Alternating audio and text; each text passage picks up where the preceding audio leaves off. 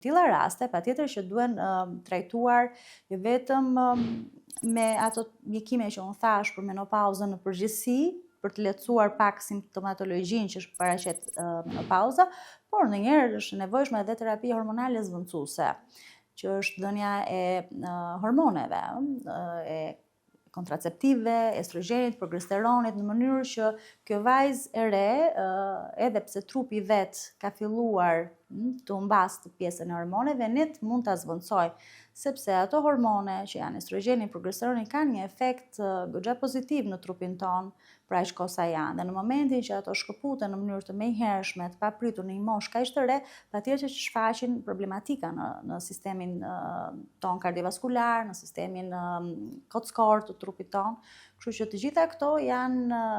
element që ne duhet i korrigjojmë si mjek. Por du të jemi gjithmonë të kujdesshëm në monitorim, në vazhdimsi për mjekimet që do japim.